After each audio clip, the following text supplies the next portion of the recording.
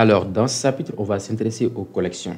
On a déjà vu les tableaux, n'est-ce pas? On a appris à manipuler les tables. Et vous avez remarqué que les tables possèdent une taille, possèdent des tailles prédéfinies, des tailles fixes. Et il faut savoir qu'on n'est pas obligé de stocker nos données, nos éléments dans des tableaux. Il y a aussi les collections. Voyez, les collections, quant à elles, contrairement aux tableaux, les collections n'ont pas de taille prédéfinie. Donc, lors de la déclaration d'une collection, par exemple, on n'impose pas sa taille. Non, les collections sont dynamiques.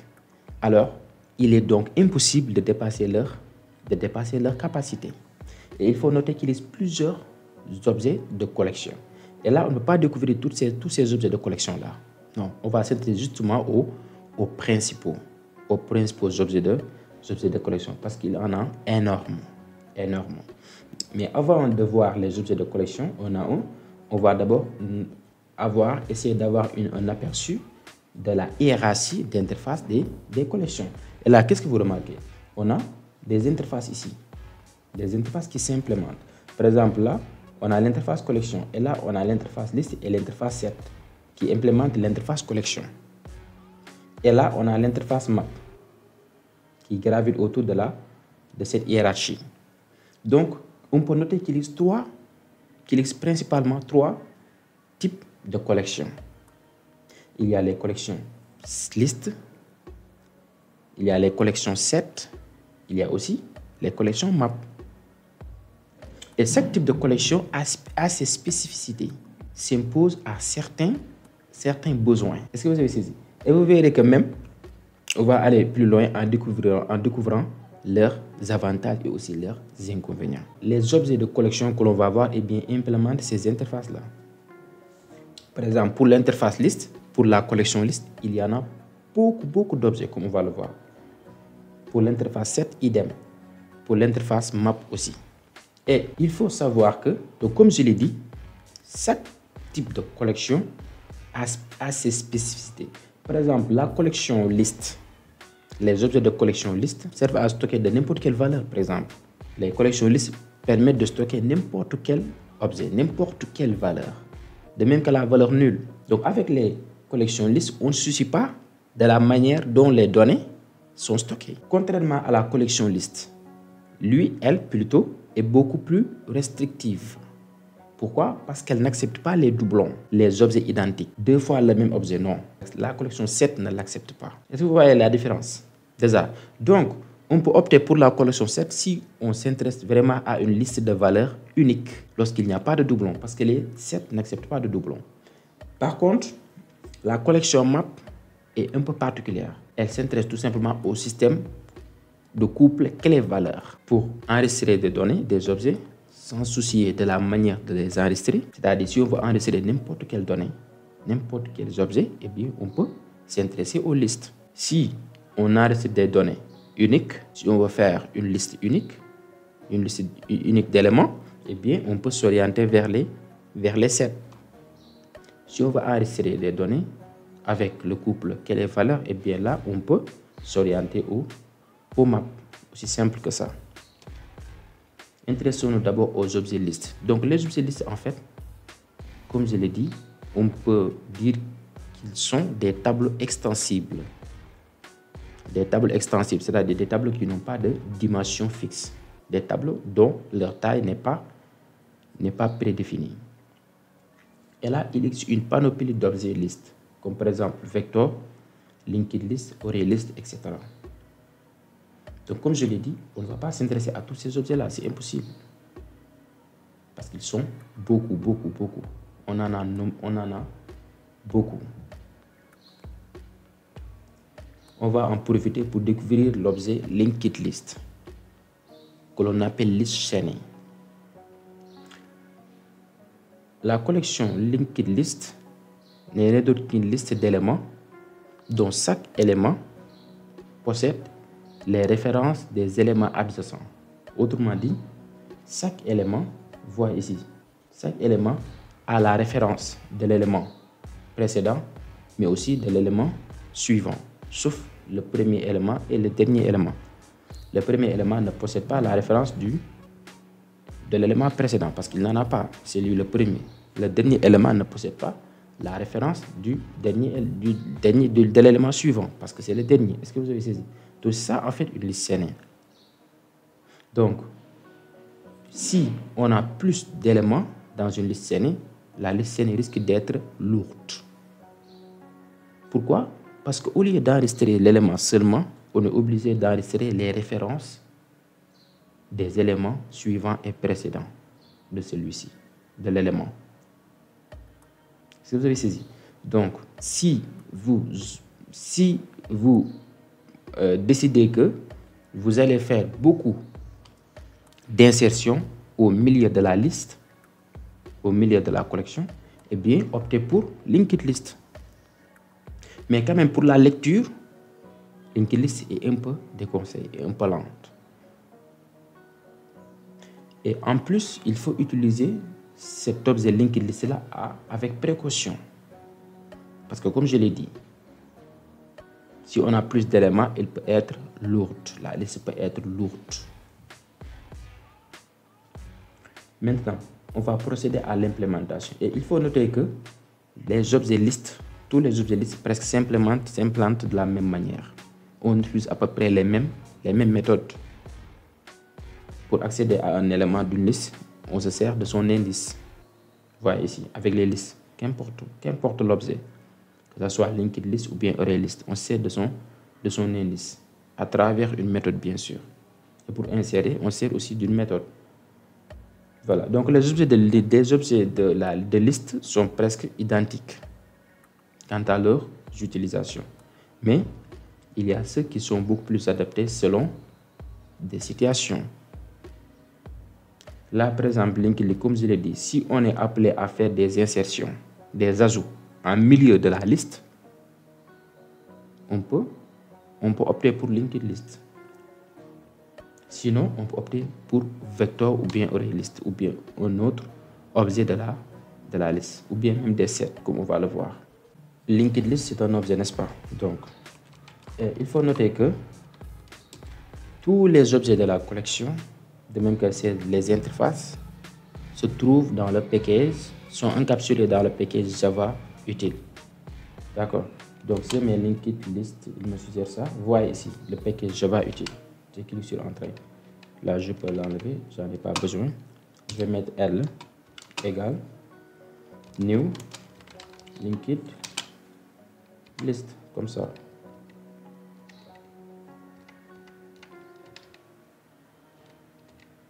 Point virgule. Là, j'ai créé mon objet linked list. Je vais procéder à l'ajout, à l'insertion. Bien, d'abord, si on veut répertorier l'ensemble des méthodes que possède cet objet, eh bien, on met le nom de l'objet, point. Voyez. Donc là, vous avez noté que cet objet-là est fait avec une panoplie de méthodes. Toutes ces méthodes-là sont applicables sur un objet linked list. Voyez, il y a tout array, remove, push, add, etc. Pour ajouter un élément à la liste, on utilise la méthode add. Voyez. Donc là, je mentionne un objet, un entier. Donc ici, il faut noter qu'une liste ici peut renfermer n'importe quel objet, n'importe quelle valeur. N'importe quelle valeur. Donc, elle n'impose pas de contraintes sur le stockage de ces valeurs-là. Est-ce que vous avez saisi? C'est ça les listes. Là, je peux ajouter une chaîne de caractères à la fois. Voyez. J'ai cette possibilité-là. On ne m'impose pas ce que j'insère avec les listes. Là, je peux ajouter, insérer, par exemple, un float. Comme ça. Donc là, j'ai une liste de 3 éléments. Si je veux afficher le contenu de la liste, eh bien, je peux me servir d'une boucle. Comme la boucle for, par exemple. C'est comme avec les tableaux. La différence est qu'ici, une liste est un tableau extensible, c'est-à-dire qu'il n'a pas de taille prédéfinie. Là, je vais mettre la boucle for. Voilà. Et pour connaître la dimension d'une liste, eh bien, on utilise la fonction, la méthode size. L.size. Comme ça. Donc, tant qu'il est inférieur à L.size, c'est-à-dire la dimension de la liste, on affiche l'élément. Donc, pour afficher l'élément, on utilise la méthode get en fournissant l'indice de l'élément que l'on veut afficher, que l'on veut récupérer. Est-ce que vous avez saisi? Donc, comme je l'avais dit, on accède à un élément d'une liste à travers son indice. Donc là, I, tout simplement. Et si j'exécute, j'aurai comme résultat 12 bonjour 15.1. Si je veux, je peux améliorer l'affichage en affichant l'indice, par exemple. I plus.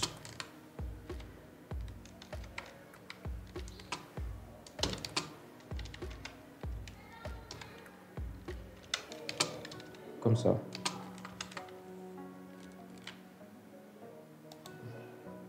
Voilà. Le premier élément est associé à l'indice 0, le deuxième élément à l'indice 1, le troisième élément à l'indice 2. C'est comme avec les tableaux. Mais il faut noter aussi que ces objets-là implémentent l'interface itérateur. Un itérateur permet tout simplement de parcourir une collection facilement. C'est ça en fait son objectif. On a créé les itérateurs uniquement pour ça, pour parcourir une collection. Donc on peut s'en servir pour parcourir le contenu d'une liste facilement. Alors pour faire, c'est très simple. Déjà, chaque objet possède une méthode qui renvoie un objet itérateur. D'accord. Donc là, on va créer un objet, par exemple liste itérateur. Voilà. On va créer un objet liste itérateur. Cette classe-là se trouve dans le paquet Java utile. Je vais appeler LI égale. Là, je vais récupérer ce que renvoie la méthode liste itérateur de l'objet linked list. Est-ce que vous avez saisi? Donc, liste itérateur renvoie un objet. On peut utiliser liste itérateur ou bien itérateur. Ça va de soi. Ces méthodes-là sont pareilles. Donc, liste itérateur renvoie un objet d'itérateur. Si vous voulez, le contenu de la liste, si vous voulez, pour être simple, le contenu de la liste. Mais de type quand même itérateur. Donc, on peut créer un objet itérateur pour stocker le contenu de la liste afin de procéder à l'affichage. Là, maintenant, avant ça, j'aimerais afficher ici un print. Par exemple, là, parcours, je vais écrire parcours avec objet, avec un objet itérateur. Là, je peux insérer un saut de ligne, deux sauts de ligne même si je veux. Voilà. Donc, je peux utiliser la boucle while pour parcourir mon itérateur. Non, je ne veux pas de celui-là. Il me suggère celui-là, as next. Je vais prendre celui-là parce que ça va avec un itérateur. Donc là, je vais améliorer un peu l'affichage. Je vais enlever ça et là, je vais couper et le mettre dans la méthode println. Tant qu'il y a un suivant, as next, on affiche l'élément courant. On l'affiche. Tant qu'il y a un suivant, eh bien on l'affiche. Est-ce que vous avez saisi?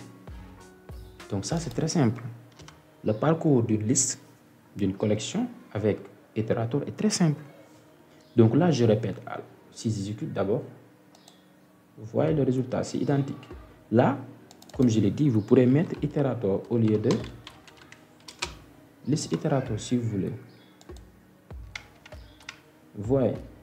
Et là, Vous pouvez utiliser la méthode liste itérateur ou bien itérateur tout court. Et c'est identique. On a la même chose.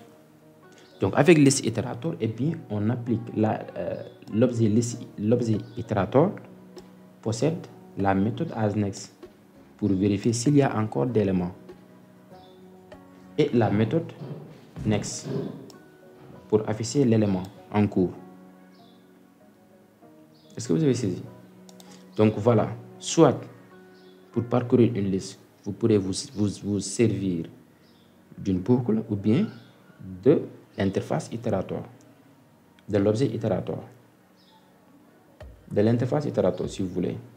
Itérateur est une interface, de l'interface itérateur. Parce que ces objets-là implémentent l'interface itérateur. Donc on a accès aux méthodes de l'interface itérateur. Vous avez saisi? Et chaque objet a redéfini les méthodes de itérateur. Voilà. Maintenant, intéressons-nous à l'objet ArrayList. Donc l'objet ArrayList permet tout simplement de stocker n'importe quelle valeur dans une liste. On peut même y stocker des valeurs nulles. Voilà. Et il a beaucoup d'avantages en fait. Et son avantage se réside surtout lorsqu'on veut effectuer uniquement de la lecture. Si on veut lire uniquement le contenu d'une liste stannée, après avoir effectué peut-être de simples insertions. Voilà. Donc si on fait plus de lecture, on peut opter pour ArrayList et non linked list. Par contre, ArrayList a des défauts lorsqu'il s'agit d'insertion au milieu de la liste. Si on veut insérer quelque chose au milieu de la liste, avec ArrayList, ça peut être compliqué. Mais on peut insérer au début ou bien à la fin facilement. Donc, si vous vous contentez uniquement à la lecture d'une liste, eh bien optez pour ArrayList. Si vous voulez insérer au milieu d'une liste, optez pour linked list. Et là, donc, comme je l'ai dit, ces objets de la liste s'utilisent à peu près de la même manière. Vous voyez, c'est les mêmes méthodes. Ici, add pour ajouter, get pour obtenir la valeur de l'élément à travers son indice qui lui est associé. Vous voyez, donc là, j'ai utilisé une boucle for. Je pourrais bien et bien utiliser l'interface itérateur pour parcourir cette liste. Vous avez saisi? Là, j'en profite pour vous présenter quelques méthodes. Bien vrai que vous avez déjà su la possibilité de lister toutes les méthodes d'un objet. Donc là, la méthode add, comme vous le savez, permet d'ajouter. La méthode get, à travers l'indice, permet d'obtenir la valeur de l'élément. Remove permet d'enlever un élément à travers son indice. IsEmpty vérifie si la liste est vide. Remove all permet de supprimer tout le contenu, tous les éléments de la liste de l'objet. Contains object element permet de vérifier si un objet existe bien et bien dans la liste.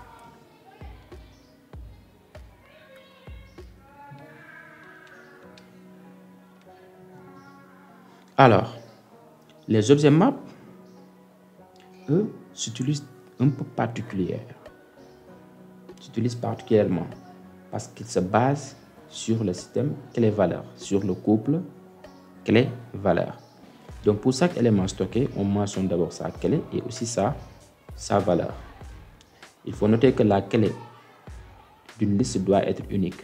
On ne peut pas avoir deux clés de même valeur parce que la clé sert à identifier un élément. Par contre, la même valeur peut être présente, peut être associée à plusieurs clés. Donc là, on a plusieurs objets map. Il y a le hashtable, hashmap, treemap, weakhashmap.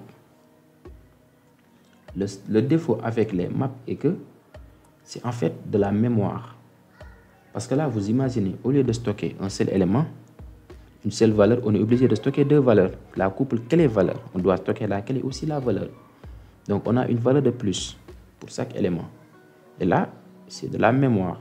Et il ne faut pas oublier que la mémoire est sacrée, malgré que nos machines actuelles possèdent d'énormes capacités en mémoire. Mais quand même, il faut savoir que le programme Java n'est pas forcément destiné aux machines de très grande capacité en mémoire. Donc, il faut savoir faire le bon choix. D'accord. Donc, si vous voulez pouvoir accéder aux éléments d'une liste à travers sa clé, à travers leur clé plutôt, eh bien, vous pouvez opter pour les maps.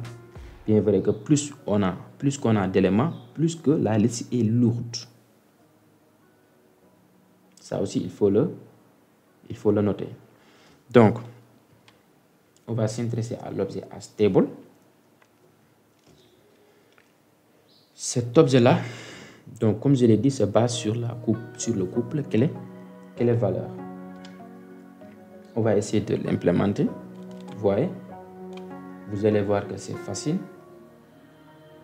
Donc là, je vais enlever tout ça.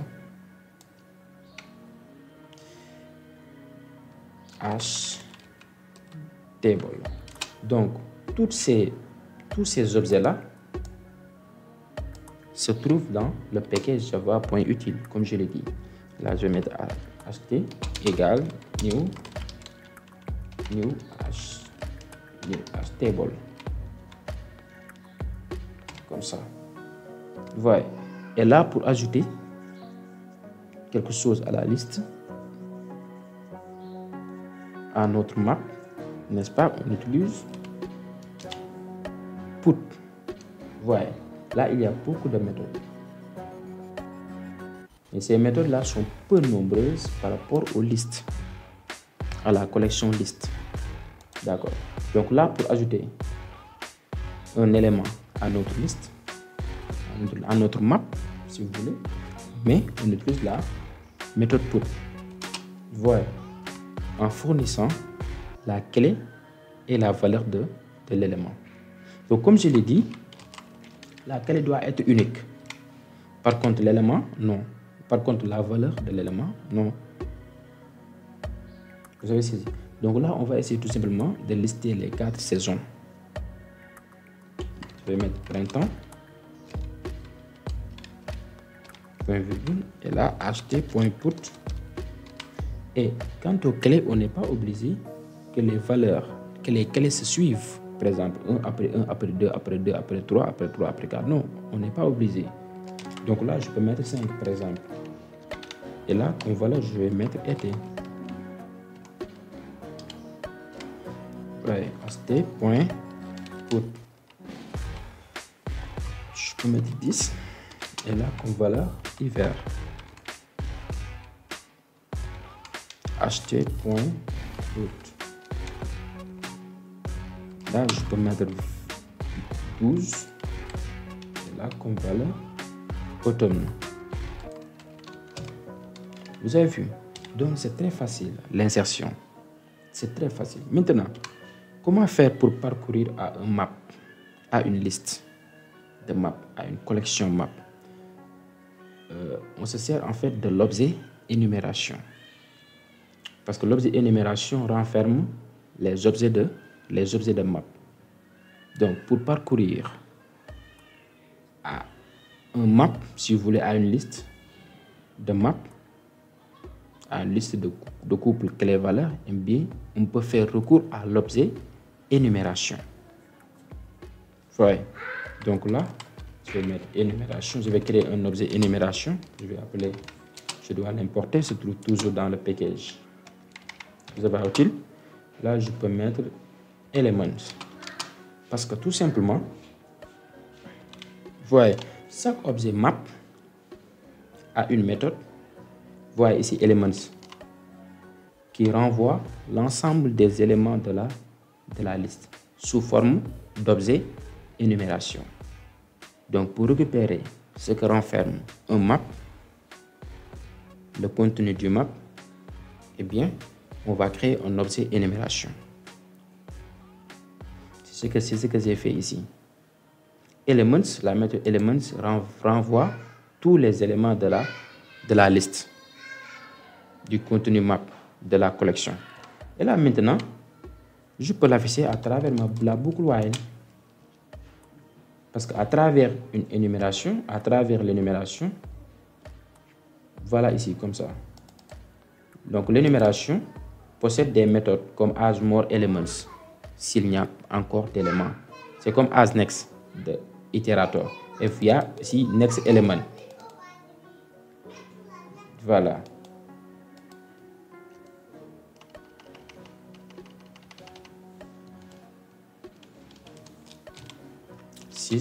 Out.element.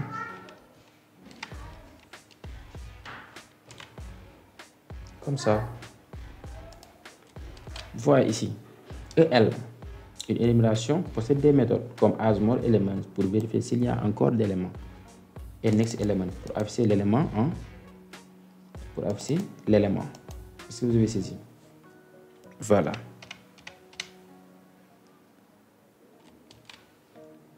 Si j'exécute, voyez, j'ai les valeurs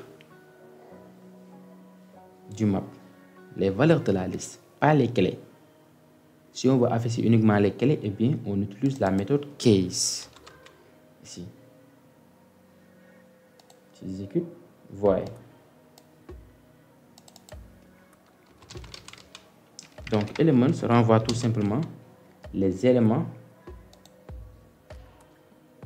d'une map, les éléments d'un map, de la collection map. Vous avez saisi? De la liste, si vous voulez. Parce que c'est aussi une liste. Hein. Ce n'est pas liste comme un type d'objet, comme un type de collection, mais liste. Voilà. Donc, si j'exécute, voilà, c'est comme ça. Donc, c'est très simple. Hein. Et là, je vous présente quelques méthodes comme isEmpty pour vérifier si la liste de l'objet asTable est vide ou pas. Contains pour vérifier si un objet existe. Là, on met sa valeur. Contains value, c'est identique à contains. D'accord? Pour vérifier si un élément existe à travers sa valeur. Si pour vérifier l'existence d'un élément à travers sa clé, on utilise contains key. Pour vérifier si la clé existe. Voilà. Put object key, object value. C'est pour mettre un couple clé valeur dans notre liste asTable. Elements pour récupérer les éléments de la liste asTable, de la liste de l'objet asTable. Case pour récupérer les clés de l'objet asTable. Est-ce que vous avez saisi? Il y a aussi hashmap, l'objet hashmap. Bon, hashmap et asTable se différencient légèrement. C'est juste que asTable n'accepte pas les valeurs nulles et elle est thread safe. Elle peut être exécutée à travers plusieurs threads. On peut l'utiliser à travers plusieurs threads, c'est-à-dire plusieurs éléments de votre programme peuvent l'utiliser simultanément en même temps. On va y revenir lorsqu'on va aborder les threads. Donc, il y a un chapitre spécial dédié aux threads. Voilà. Et alors que hashmap, lui, accepte les valeurs nulles et il n'est pas thread safe.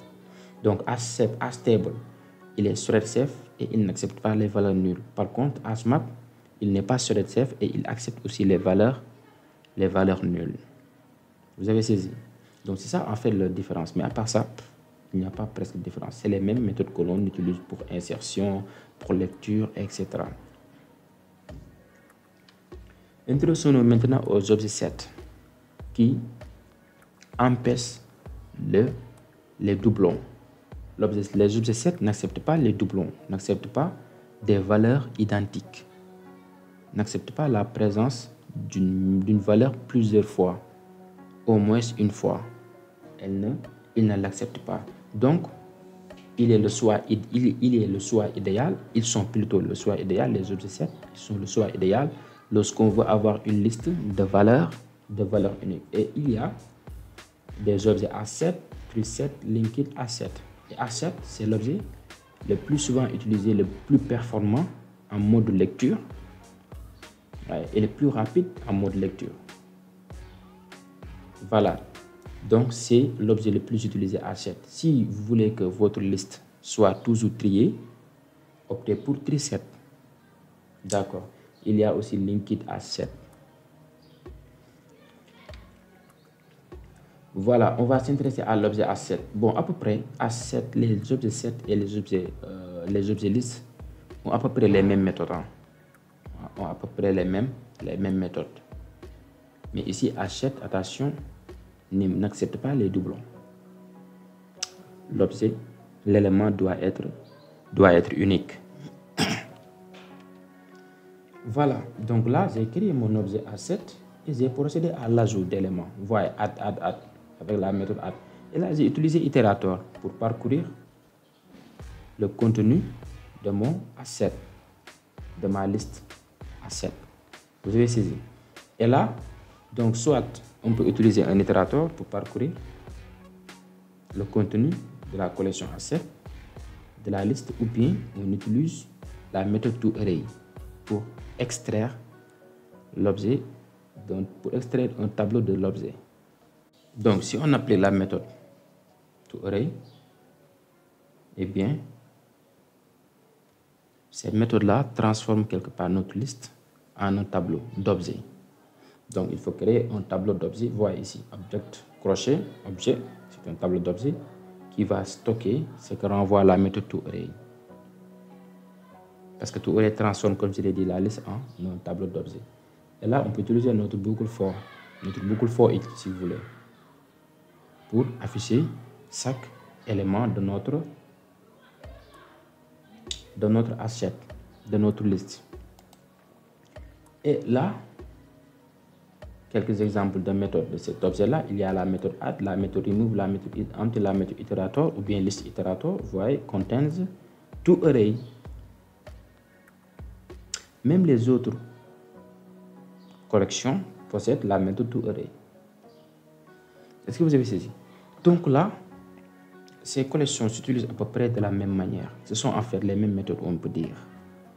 Mais quand même, ces collections-là sont des spécificités différentes. Il y a des cas où il est préférable d'utiliser une liste, ou un set, ou un map. Ça dépend des besoins. Alors, c'était tout pour ce chapitre. Donc là, comme je vous avais dit dès le début, on ne va pas voir tous les objets de collection parce qu'ils sont beaucoup nombreux.